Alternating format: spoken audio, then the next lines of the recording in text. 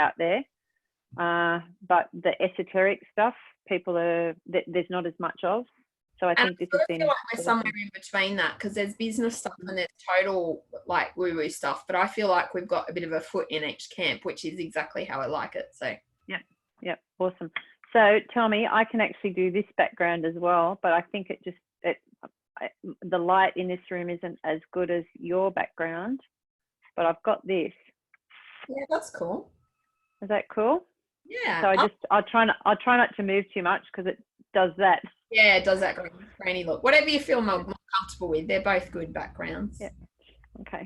I'm good with this one, as long as it doesn't get too wobbly, because I'm going to a presentation anyway. So are you cool if I ask you some questions as we're going through, and I'll monitor everyone's questions and I can get those in combination of as we're going and then some at the end. Does that suit you all right?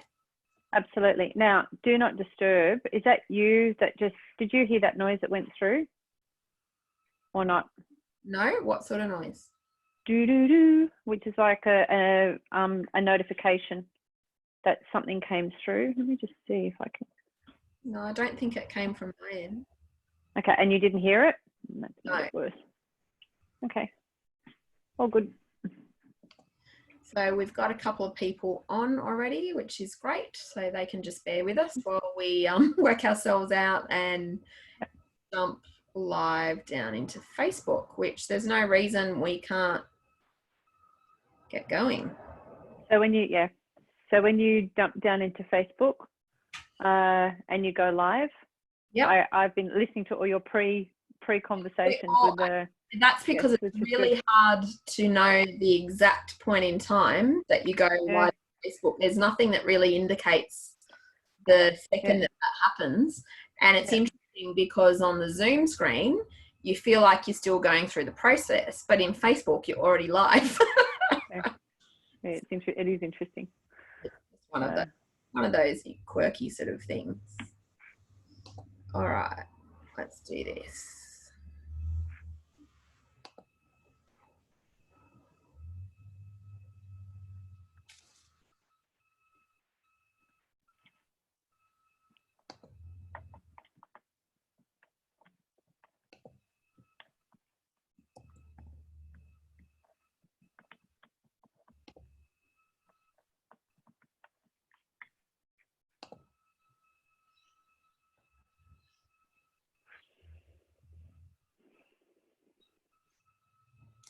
So what are we up to? Day 3. You got another 5 days to go.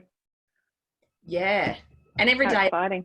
Wow, this is such a cool lineup. Then I look at it the next day and I go, wow, this is such a cool lineup. Cool lineup, yeah, amazing. It's good. There's lots of So for all its downside and all the reasons why you wouldn't wish COVID-19 on anyone, it has had a variety of silver linings and upsides.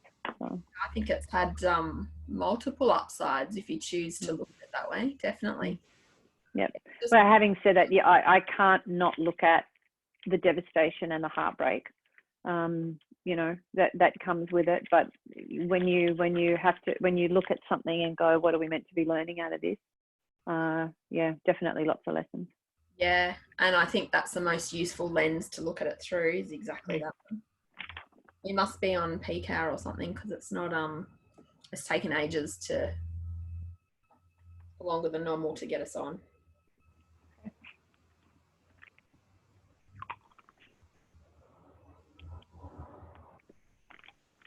Which is good because I just chucked a lozenge in my mouth. I'm going to go on mute while I chew it. Good idea.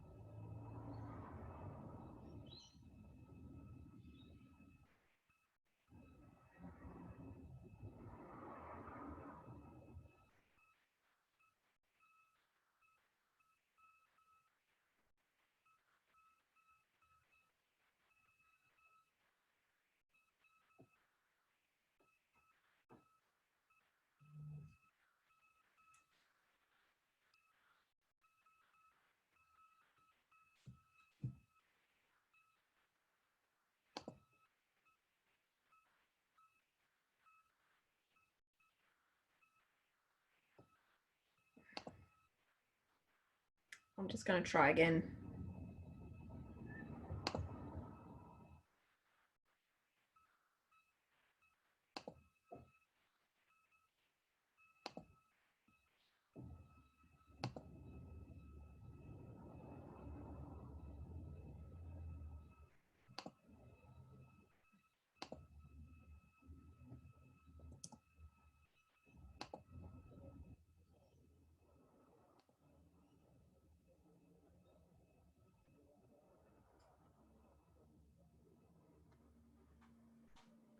Is this for broadcasting or Facebook Live? You don't know how, you can't get on?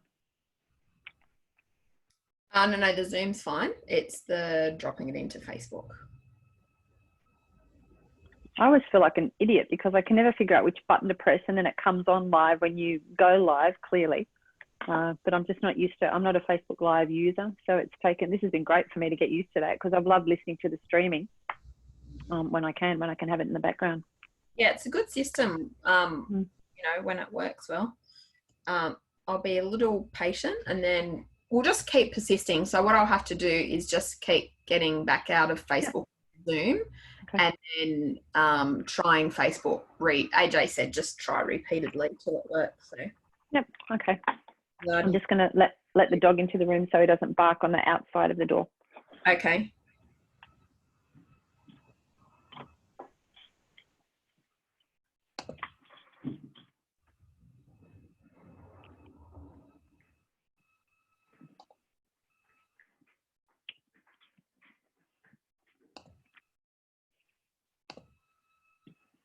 How are you finding being in front of a screen all day? Very draining, actually. Yeah, I just, whenever I can, like I just went over to the park for an hour and I just laid on the grass.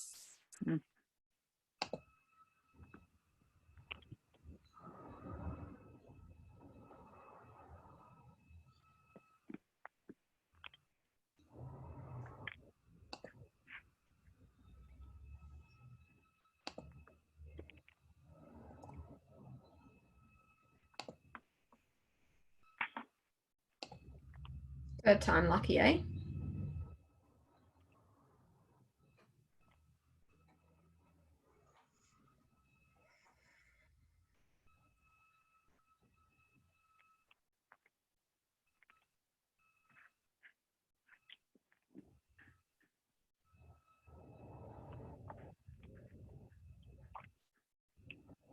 I just realised I have a top on that matches the background. Even better. Totally by accident. Maybe Facebook's thinking that you're going to say something contentious and it should pull down your content, so it's doing it beforehand, not afterhand. Okay. Oh, goodness me. Alrighty. All right, I will go again.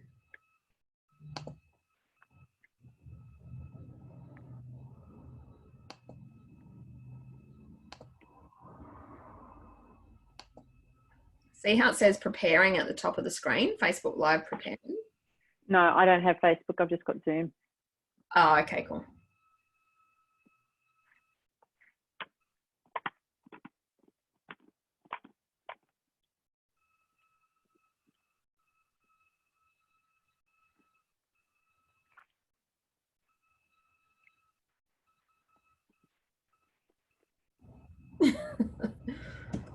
I said to... Didn't want to do it? No, I'll try again. I just said to her, we're having tech challenges. She needs to pray for patience. On my behalf, mainly.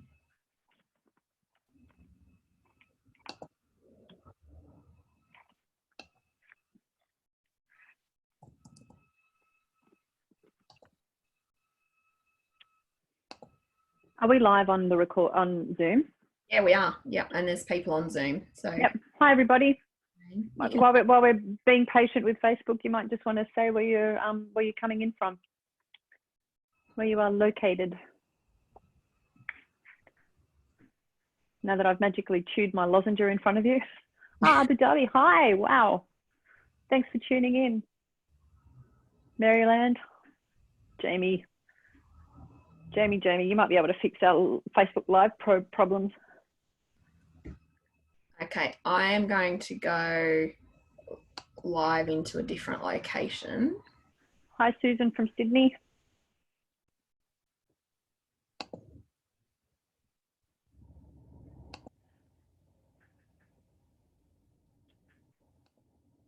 Hi from Sydney. New Zealand. Hi, Elizabeth.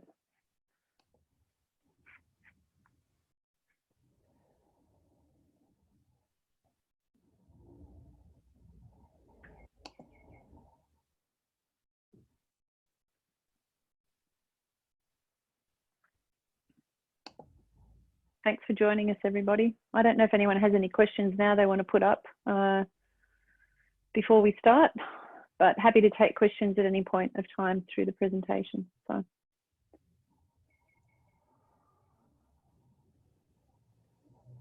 Technology is awesome when it works. I'll tell you, we were actually delivering a Singularity Use Summit in Spain, and everything went out. The AV went out, the sound went out, everyone was sitting in darkness and nobody could talk to anyone. There were no announcements that could be made because there was no sound and it was pitch black. So it was quite, and there we were delivering a high-tech summit on how to use exponential technologies to create a better world, and all the tech went. That's interesting. Didn't go for long, but yeah, how and when it happens. Yeah.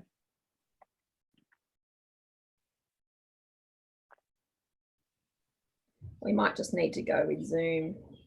Yep.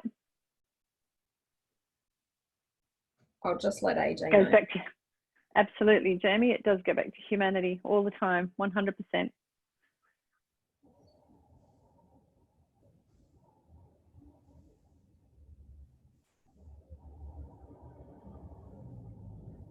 going to be talking about moonshots and moonshot thinking this afternoon. And I'll just go into, now is an amazing time to be able to dream as big as you can imagine something to happen. And we'll go through a lot of the reasons that is so during this period of time where we are in a situation where we've never been before. And nothing, so my absolute, I'll just qualify this right from the beginning.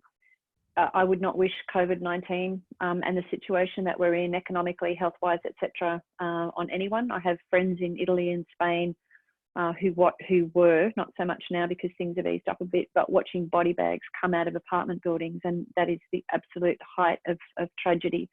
But the silver linings and the lessons that we can be learning at this point of time, and I actually believe that we have been given a point of time where we can choose to all walk together, and that's part of our moonshot thinking.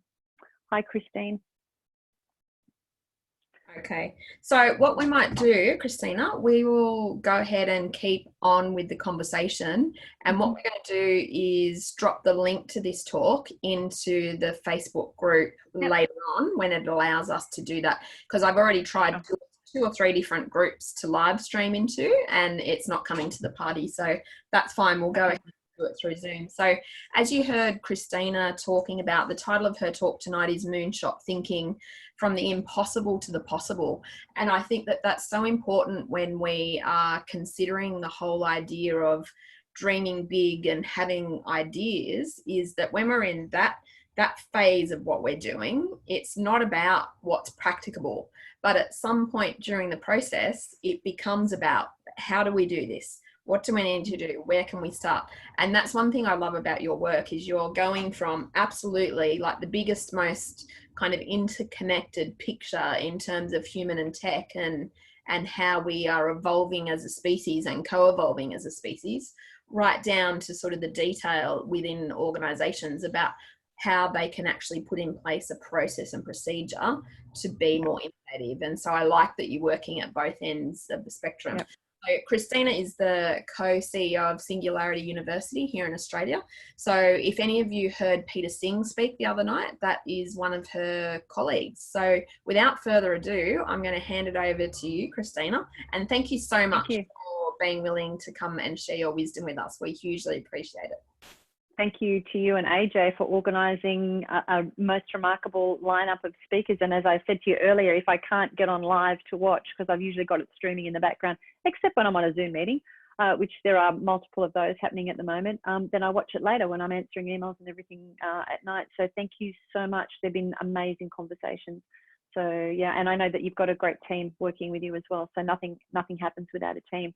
I'm actually going to share my screen with you. So I would probably have Jamie laughing at the moment because she's wondering what's going to come up. She'll be wanting to make it happen for you. To tidy it all up. So I'm just hoping that you can see the presentation. Yes, we can. Okay, so the topic is moonshot thinking, and here's a quick definition. So a moonshot is committing to solve a specific problem before you know how to make it happen. And something that you said before about how we're very much around actioning and making sure that there's tangible results. Simon Sinek has quoted Seth Godin as saying, an idea without execution is hallucination. So we are absolutely of that mindset that you can have the biggest dreams possible, but if you don't come back and have a plan of execution, then you've had a really nice little hallucinating, imagining time. Even I can tell you, so I had a group of students at Disney Imagination or Disney Imagineers earlier in January when we were allowed to travel and when we were allowed to have human-to-human interaction. And even at Imagination in Disneyland, where they discover and they UX every single thing that's going to happen at a theme park or on a cruise ship or wherever, they are so much into, here's the big idea and how do we execute it? Not only that, but here's an important lesson as well. How do we make it the best experience for the people that will be having that experience? So Moonshot, committing to solve a specific problem before you know how to make it happen. And I'm going to tell you a little story. These are my grandparents. So this is Christina and Gerakiteys. I can say that with a Greek accent because my parents sent me to Greek school. And my grandfather was sent on a ship when he was 15 years old, never to see his parents again, sent to a foreign country that nobody knew much about. He was from this tiny little island called Githera, which is, 15 miles by 3 miles of solid rock. He was born in a village and he was sent to Australia to make enough money to take his brother, or to bring out his brothers and sisters to this amazing country that we are blessed to live in. And they knew that they would never see him again. So he couldn't speak English. And there he is at 15 years old on his way to a foreign land. My grandfather, this is the island that he came from. So it was nowhere near as populated as it is now. This is what it looks like, a couple of years ago. Very much a beautiful island that you'd go and have an idyllic holiday on. But my grandfather came to Australia, and that handsome dude on with the little mustache is my dad. And my grandfather opened up a milk bar, as did most Greeks when they came over at that point in time. He was also very much involved with helping new migrants come over. And the story is that he had 6 brothers and sisters. He brought 5 of them to Australia. The youngest one refused to go. So he died on the island. He just wanted to stay on the island. But what you're looking at is the very first choc top that was invented by my grandfather. So my uncle used to come in from work in the afternoon, and he would scoop up some ice cream and dunk it into this chocolate mix that my grandfather would make to create the most amazing chocolate-coated Easter eggs. And he would dunk the ice cream into the chocolate, and it would drip everywhere.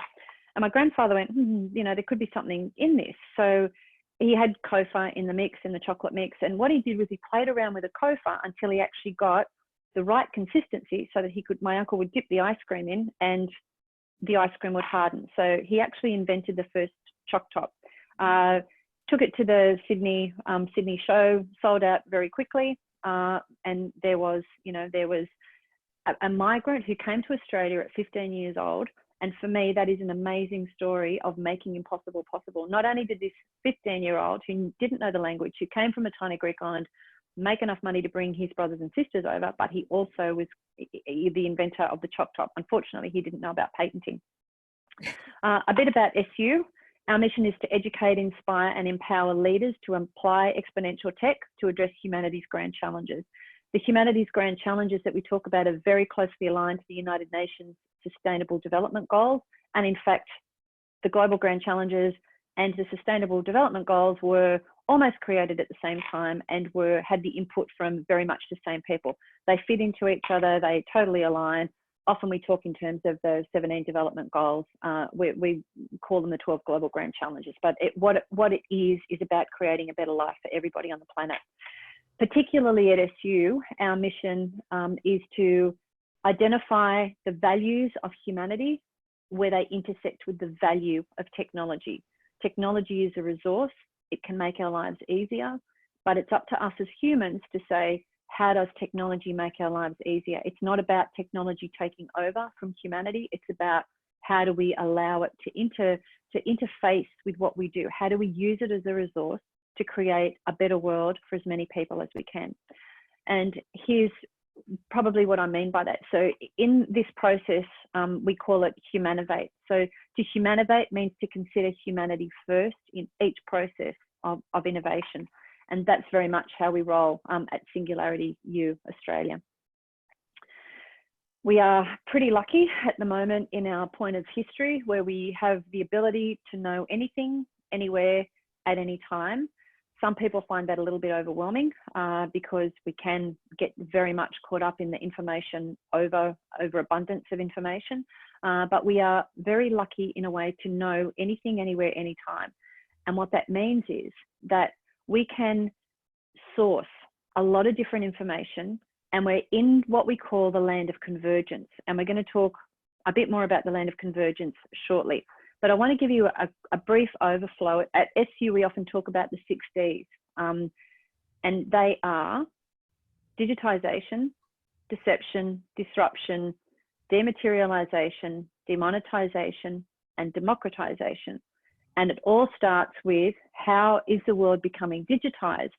And during COVID-19, what we're noticing is that we've had to jump on board very quickly into the digital world. So the digital world has allowed us to remain connected, to keep working, to solve the COVID-19 crisis on a global level, so to use global intelligence to solve what that is. So digitization is where things go digital. And here's some examples that won't be foreign to anyone. Audio went from analog to digital, and it meant that we can, at a click of a button, listen to any music that we want. Images went from analog to digital, so we could either get a video developed or we could get photos developed. You know, some of you won't be old enough to remember when you used to have to take the film out of the camera, go and process it, and you wouldn't even know if you had decent photos until you paid a fortune to get the packet of photos back. Text, so we know we can still handwrite letters, and in fact some of the technology is allowing us now to handwrite because of the psychological benefits of actually physically writing something. But writing has gone to text. DNA has become digitized, so there's all these aspects of our lives now that has become digitized. So step one, first of the Ds. We go through this point where the digitization can in fact be a bit deceptive before it actually takes over and what we call disrupts different industries. So Airbnb and Uber are quite common examples that we use in this deception phase. Airbnb and Uber did not go from a digitization of accommodation and transport sharing overnight into a disruptive phase. They kind of, you know, simmered underneath as things do, things develop, you make prototypes, you test, you iterate, somebody comes up with the idea, and then you kind of put this team together that works through something. When it hits the market, we often say it's disruptive, but in fact it hasn't happened overnight. It's something that has been festering and, you know, brewing for quite some time. So it hits mainstream and it becomes what we call disruptive. Can I just jump in? Christina? Yeah, Sorry. sure. For those who haven't used Zoom before, please feel free either to chat in the chat box, or if you have a specific question that you want us to come back to make sure that Christina answers before the end of the presentation, just drop that straight into the Q&A box. Thanks. Sorry to interrupt. And I'm really happy to be interrupted on the way through to answer questions as well, Michelle. Okay. So all these things that you see on the screen now, radio, books, camera, video, GPS, flashlights, telephone, maps, music, all these things have become what we call dematerialized. And in fact, they become dematerialized to your phone. So who would have thought 5 years ago, 20 years ago, 10 years ago, that all these things could then appear on one single item? So we call that dematerialization. And of course, there's people that will still listen to radio, although I don't know many people that listen to radio. I do know quite a few people that still prefer paper books. We know we see people walking around in the morning taking amazing sunset and surfing photos, for example, with the most amazing cameras. Most of these other items are held in one device, so dematerialization. As things become dematerialized and they become more accessible, we say that they've become demonetized. And so, for example, the ENIAC computer, have a look at the figures there. It cost $500,000. It weighed 30 tons. Have a look at it's 0.001 gigahertz. Compared to the iPhone 7 that came out in 2016, that was 2.38 gigahertz, 138 grams, and cost $850. So as something becomes more common, it becomes demonetized. The more it becomes demonetized, the more it becomes democratized. And that's making things much more accessible. It makes things like education, telehealth, fintech, agtech, etc., more accessible to greater numbers in community. So I mentioned before the word convergence, and the picture that you're looking at right now is a photo of a quadriplegic who has been placed in an exoskeleton suit. The backstory to that, and an example of this is actually happening in Australia now. One of our amazing Dr. Jordan Nguyen, who we had the pleasure of having at the Singularity U Australia Summit in October 2019, is also working with some patients in this field. What they did in the US, so converging technologies are when different technologies are put together to create a desired outcome. Or we dream, going back to Moonshot, we dream of something that might be possible, and then we start putting different technologies together in order to create the reality out of what that is. So that somebody sometime had this crazy idea that if they immersed a quadriplegic or a paraplegic in augmented reality and virtual reality, because of what we know about NLP now, and the brain can form different pathways, whereas once upon a time that was not considered possible. If that immersion happened, what would happen to the body of the people that were undergoing this experiment? And what they found was, after a 3-month period of immersion in augmented reality, virtual reality, so these people behind glasses and behind different headsets were walking, running, playing sports they potentially played before they had an accident that put them in the situation that they're now in. That convergence of technology, so we've got augmented reality and virtual reality, now converging with what you see in front of you is an exoskeleton suit that is made up of different sensors, different material bits run by a computer. They placed quadriplegics into the exoskeleton suit and measured movement. And what they found was there was movement in some limbs where they never thought that would be possible. But because of potentially different pathways that were being created, this was the eventual scenario. What they really didn't expect was, after 7 months of immersion in augmented reality, virtual reality, was that the limbs would actually begin to move on their own without the immersion in the exoskeleton suit. That is not to say that quadriplegics, paraplegics may be able to walk again, but it has given a whole industry, a whole medical industry, hope in advancing. So the moonshot was, let's create something that will enable potentially people who have no use of limbs to recover use of limbs. We converged different technologies. We brought different pieces of the jigsaw puzzle together. And the result is these experiments that are going on right now. So we've got a wow, how amazing. Now, someone's mentioned Schumpeter's creative destruction. Does that mean something to you? No, can you say that again? Schumpeter's creative destruction. I think it was in a context of stuff that you were saying earlier. So it might not be. So I don't know enough about it. I do know of the theory, but I don't know enough about it to comment. But I'm happy to look it up and then answer any particular questions. Or if you want to put some information in the chat for other people that are watching, that would be absolutely amazing. Yes. So if you want to grab a link to that, Vanessa, and drop it in, feel free to do that. Yep. The gentleman that you see in front of you is a guy called Neil Harbison, and he's another example of moonshot thinking. So Neil is colorblind, and somebody said to him, "But don't you want to see? Don't you want to have color?" And he went, "No way. I don't want to see color because he sees better in the dark. He will never need glasses, and there's a whole lot of other reasons why he doesn't want to be able to see color." However, he wanted to experience color. So what he devised with the help of a team is what you see on his skull at the moment is an antenna. And the antenna vibrates with different frequencies for different colors. And he's actually equated all the different frequencies to musical notes. So he jokes that some days he dresses according to the color in the room because he transfers that into a note and it transfers into music, and therefore he dresses according to the mood of the music. So he's quite a remarkable human. Just pause there just for a second, Christina, so that make sure that everyone understands how vibration works. And each color that you see vibrates at a particular different level, as does each musical note, as does each part of matter around us. So that's how they're able to equate a musical note to being an experience of an actual color by using the same megahertz vibration. Yeah. So the antenna that he has picks up the vibration of the color in the room.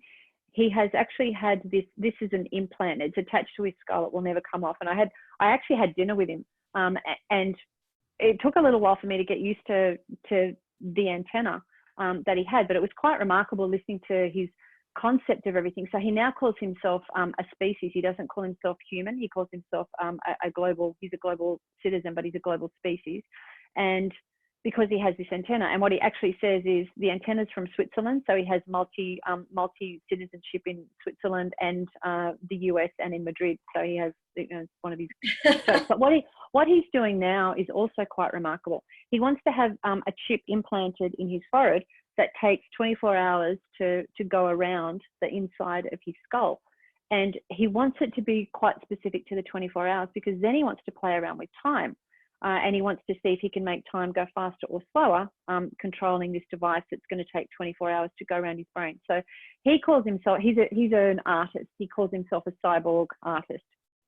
But he had this idea that was a moonshot idea.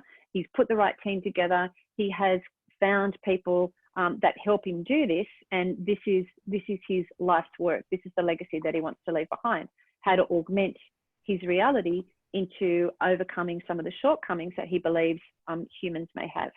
And someone's just said, talk about a superhuman. And I think what's really interesting from my point of view, and I might leave this till later to specifically ask you, but for me, where some of those more ethical questions come in, there's a big difference in wearable tech to implantable tech. And I think some of those ethical kind of questions, I'd really love you to address those, whether you feel like you want to do it now or later in the presentation is entirely up to you. There may be some more things that bring ethical ideologies up. So let's do it at the end. I love an ethical debate. Absolutely love it. So Neil is quite a remarkable human or cyborg, as he prefers to call himself, because he actually believes in the good of every human species and every species, and he believes that we should all coexist all together as one species. So remarkable human. A lot of the arguments that we come up against when we're talking about technology is that technology is overtaking a lot of people's work. There's a whole string of, again, this is an ethical topic, but there's a whole string of discussion around technology destroys jobs, but it doesn't destroy work. So some jobs evaporate because technology is introduced, but it doesn't actually destroy the work. So there was a study done in 2015 in the UK. 800,000 jobs were lost to technology, so emphasis on the word jobs. 3.5 million jobs were created. And there's a whole ethical debate around why are we not taking the robotic jobs that have only been around really since the industrial age? Why are we not taking those robotic jobs away from humans, making them automated, passing them onto technology in order for humans to do what they do best, and that is be creative? Mindset is super crucial, particularly at the moment. So how do we go forward in the current circumstances, and how do we keep creating and innovating when we have when we potentially have a fixed mindset? So I'm going to tell you a little story about myself. And I've been in the innovation space since creativity and innovation were words that shouldn't be used in jointly, because creativity was all about fine arts and ceramics, and nobody really cared about innovation at this particular point in time. So that's how long I've been in this field for. So I'm thinking, you know, I've got a pretty open mindset, you know, I'm pretty fluid, I'll go with the flow, I'll do all those kind of things. I'm a vegetarian. This is the color of my diet. So I had an executive program SU experience, and this was placed in front of me, or not like this, it was in cooked form. But this is an example of cellular agriculture. So this meat was grown in a lab, and it was grown from meat cells, DNA. It was about the cost at this point of time, and this is where we go. This is at the beginning of technology. Things are super expensive. At this point of time, meat was about $5,000 a kilo when it was produced using cellular agriculture. It's since come down a bit to about $13 for about the price of a hamburger, about $13. But I didn't eat this meat because it was meat, and I'm a vegetarian. And when I got home, I was telling my children who are, or my daughter's now vegetarian, but at that point in time, my children were all meat eaters. And she said, did you eat it? And I went, of course I didn't eat it. I'm a vegetarian. Why on earth would I eat meat? And she said, but no animal was hurt. And I had explained to them how environmentally, how it had saved the environment, a ton of water, much less agricultural space taken up, etc. So I'd explained that to them. And she said, so the environment was saved. No animal was hurt. Why didn't you try it? And at that point in time, I went, whoa, my mindset is nowhere near as open as what I thought it was. So when we're looking at moonshot thinking and we're taking things down to potentially what may end up being first principle thinking, which is something that was started by Aristotle in ancient Greece, but Elon Musk is a proponent of it. First principle thinking says break everything down to its very basic components. When I think about mind shift, and when I think about what we need in order to innovate, and when I think about the changes that need to be made during and beyond the current situation with COVID-19, we really need to have an open mindset, and we really need to break things down as much as we can down to first principle thinking. And at the very basic explanation of first principle thinking is ask why 5 times. Why does this exist? Why does that exist? Why is it that way? Why do we have those beliefs? Why? Take it down until we come down to what hopefully are the very basic principles of a component of something that we're discussing. But we can talk more about that later as well. One of the things that we do often talk about at Singularity U are first order and second order consequences. So when we're humanivating, when we're looking at moonshot thinking, we also need to be very mindful of the long-term consequences of any changes that we might make. And the best scenario that I can give is not a very happy story, but it shows you how we can get caught up in the immediacy of a problem solving, but we don't actually think long-term. So this is another Greek island and I won't name which Greek island it is, but what happened on this Greek island, and this is anecdotal, so it's not actually, it hasn't been proven by science because the studies weren't done. It's an anecdotal story. So let me just make that very perfectly clear. This island was inundated with pests. So this is cutting a very long story short. Inundated with pests. They used aerial spray to eliminate the pests. And very quickly what happened was the pests died. The birds left the island because there were no pests to eat. Vegetation kind of like took a back step because the birds weren't there eating the seeds to poop everywhere else to revegetate. But something else happened at this point of time. And on this island, they have drinking water. They don't drink water out of the wells, but they still used well water to wash fruit and veg in, water gardens in, shower in. And what they noticed at a particular point of time was there was an increase in hormonal cancers. And it was anecdotally traced back to the spraying of pesticides, because when it rained, the pesticide residue was being washed into the wells, and that well water was being used, as I just said, for showering, for washing vegetables, for watering gardens. So there is an anecdotal belief that the increase in the pesticides in this water led to potentially an increase in hormonal cancers. So this is what we mean by what are the first order, what are the second order consequences of all our actions. That's something that really we need to be mindful of when we are moonshot thinking, when we come back to first principles and figure out what it is we need in order to do to create that moonshot into a reality, but what are the ongoing consequences.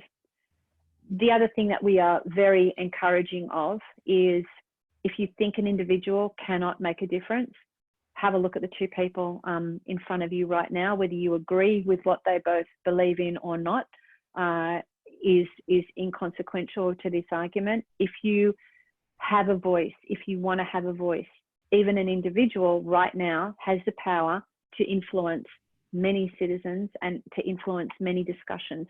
All you have to do is have a voice and get involved. So we encourage everybody to have a voice, just as you are offering plenty of speakers on this amazing SuperHuman Summit the ability to have a voice, and you are also offering all the people that are listening the ability to partake in the conversations and to have chats, etc. Have a voice. In order to have a voice, you have to understand exactly what you stand for. So the question is to everybody, what do you stand for? What is it that you want to be remembered for? Big time, little time, what is it you want to stand for? I had a friend, or have a friend, and his whole philosophy. Just pause before you tell us about that friend. We want that not to be a rhetorical question, okay? Because if you are on here listening, what I'd love you to do is drop in an answer. What is it that you stand for? What are you passionate about? What gets you out of bed in the morning? What matters to you more than anything else? And we'd love you just to drop that straight into the chat and continue with your story. Thanks, Christina. So he actually said to me, I have decided that I want to be a big fish in a small pond rather than be a big fish or be a small fish in a big pond. So he had chosen to use his voice to affect his local area rather than have a huge influence and try and have a global voice. Right now, in this point of time, if you have the right connections and if you make the right contacts and if you have the right message, you can actually have that loud voice from anywhere in the world. A better question for me at the moment is not just what do I stand for, but what do we collectively stand for? Because we are in a position right now where we can either choose to walk together as global citizens, or we can choose to shrink back into our own ego and not worry about what the collective does stand for. So what is it that I stand for? Bigger question is, what do we stand for? How do we want the world to be? How do we see things? You know, people are going, oh, how do you see things post-COVID? For me, what has happened is that COVID has actually hurried us up in so many areas, in digitization, in workplaces, in the future of cities, in the adoption of different methodologies and different ways of living, in the adoption of telehealth, and you know, so many things. COVID has gone, hey, you got to hurry up. You know, these are all the things you need to think about now because of what has been presented. These things were always on the back burner. So the future of retail, the future of cities, the future of education, the future of agriculture, they were all happening at that point, you know, happening before COVID.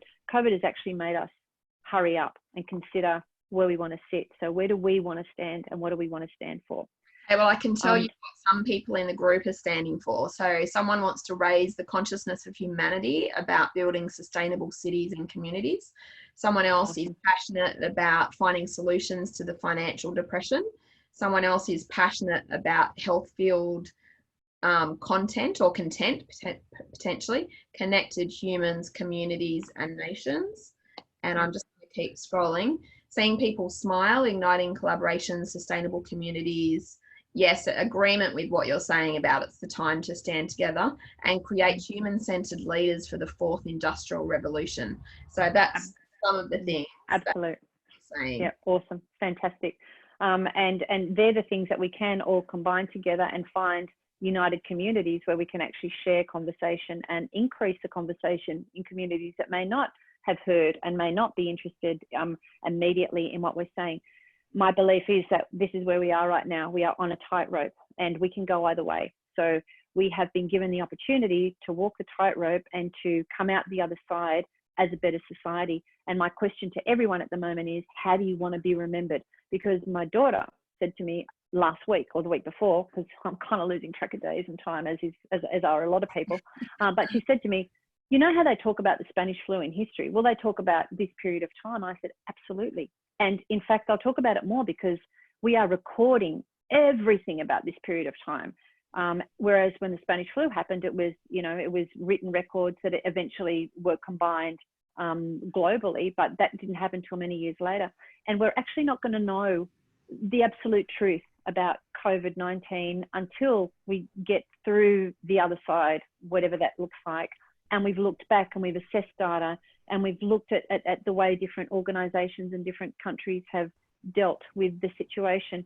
And you know what? Everyone won't have dealt with it in the best way, but everybody is dealing with it, I believe, in the best way that they know right now in order to handle the situation. So we are walking on this tightrope right now, and we have the ability to influence the world for good, or we have the ability to shrink back into our own ego and only worry about ourselves. We have the ability to face. I just want to jump in and get you to clarify something. It's very inspirational to talk about the collective of humanity working towards something. Yep. What is that something? Say that again. What is that something? It's very inspirational to talk about the idea of collective humanity putting in their effort and focusing and working toward X. My question is, what is the X? The X is different things for different people right now. So there are some people who are focusing on health, and there are some people that are focusing on society, and there are some people that are focusing on, as one of the people in the chat said, they're focusing on what the economic outcome is. So there are different people focusing on different things, and there are different groups that are collectively addressing the 17, Sustainable Development Goals or the 12 Global Grand Challenges. So wherever that passion is, or the groups that are being organised, there are groups like like Human Power. There are groups like there's a group called Interglobal Dependence who are working all together. There are groups that are looking after. So when you look at all the good things that are happening around, what is that social bottom line? What's that social impact? So the groups that are working on a collective consciousness. So there's different pockets of different people. It doesn't matter what group you're actually working with or aligned with. That's the reason why everybody has a unique talent. So going back to AJ with the her unique quotient, her uniqueness power. Everybody has a unique power that we are all being invited to step into right now, and to form collectives and to form a louder voice around what it is. Is it that you're really passionate about education? Is it that you're really passionate about climate change? Use that voice and use that unique talent to step into whatever your X is, and have a collective voice around that.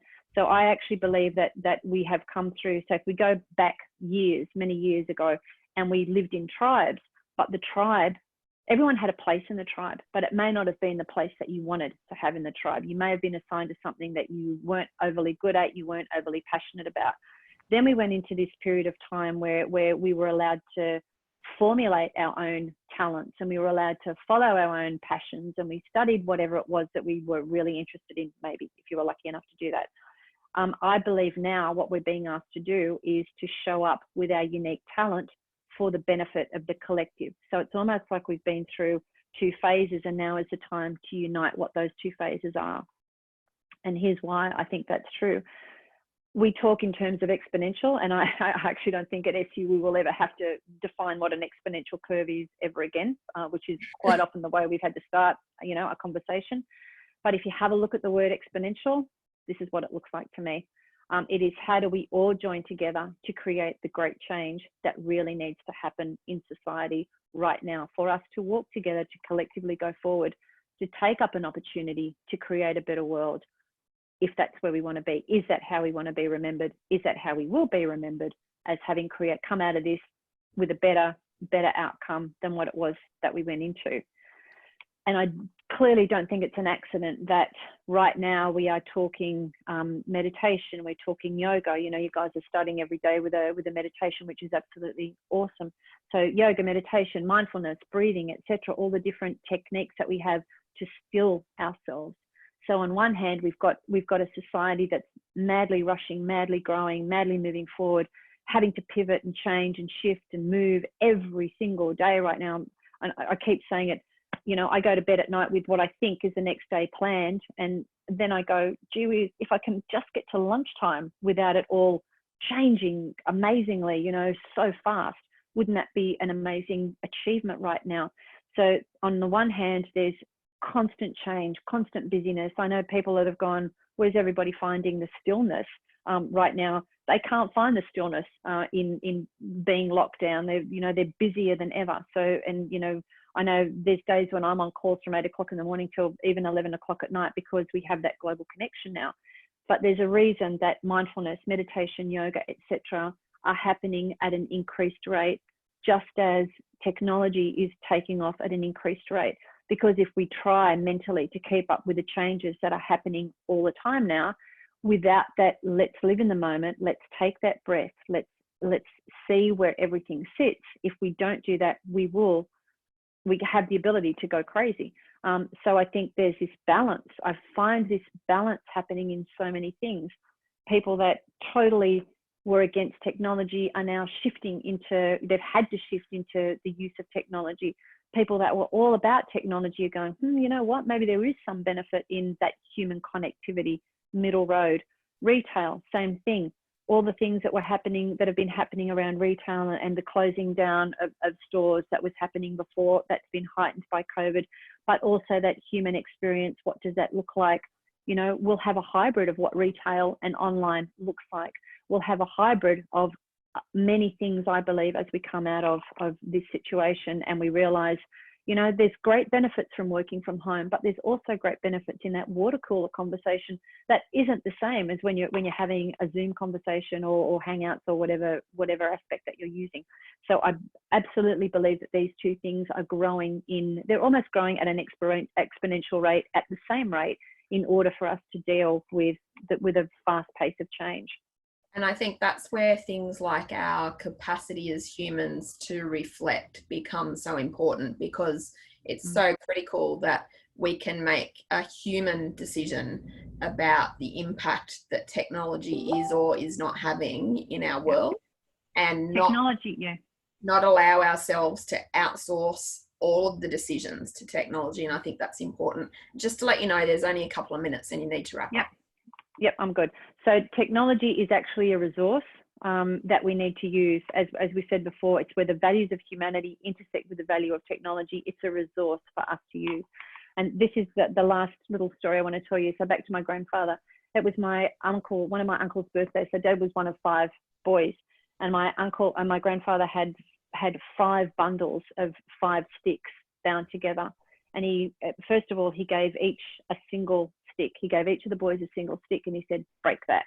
And, you know, click, not easy, you know, easy, absolutely easy to break a single twig. And then he gave them the bundles of the 5 twigs. He said, break that. And clearly it was much more difficult for them to break it. And he said to them, that's the strength. When you all stand together, when you stand beside each other, you are harder to break. You are a stronger unit as you move forward together. So in this age of change, constant change, lockdown laws, where's the world going? We need to keep remembering that we are much better when we are the one unit together. So that's the end of the presentation, and I'm actually going to come off here so I can actually see you better. Yep. Of all those options, what's your preferred option if someone would like to get in contact with you for some reason? Is it probably LinkedIn? Just look up Christina Gerakiteys on LinkedIn. It's probably the easiest way to do it. The SuperHuman Summit group. So if anyone wants to comment or further, yeah. And look, I think there's so much in what you've talked about tonight, but one of the key things for me is about the reflection piece, the human interaction with technology, and the fact that technology actually can't decide where it's going itself. Humans have to do that on behalf of technology. And I think that that becomes really important when you're looking at some of those ethical questions that we referred to earlier that we haven't really got time to delve into here. But if you do have further questions for Christina, please just jump in. As she said, connect with her on LinkedIn. Do you have any last words of wisdom that you want to share just as we're wrapping up? Yeah, I'm really sorry. I actually thought we had question time till 6 o'clock. And that's why the presentation kind of just finished at 6, so we've got the change. Okay. Yep. All right. So I think the words of wisdom are, you know, you've had some speakers on that have said, follow your intuition. And I don't think there's been a greater time in history where we have to follow our intuition. But I also ask people to not judge others and to not blame. So we're very quick at potentially wanting this to be somebody's fault. this is not anyone's fault. This is a situation that we find ourselves in. And if we go back to we are better together and that we can create a better future when we are together, we really need to bond together and make the best use and come out of this walking together and creating the future that we really want to create. So, you know, I'm what I call a realistic optimist. I wake up every day with hope. It's not to say that I don't wake up some days in tears, because it gets to me as well. I go into overwhelm, and, you know, we've all got massive mountains to climb right now. But if we can just remember that hope, and that we will be remembered out of this the way that we deserve to be remembered. Absolutely. And I would say in our better future together, it takes every single one of us. There's not one person on the planet that is here accidentally. There's not one person on the planet that is here that doesn't matter or that doesn't count.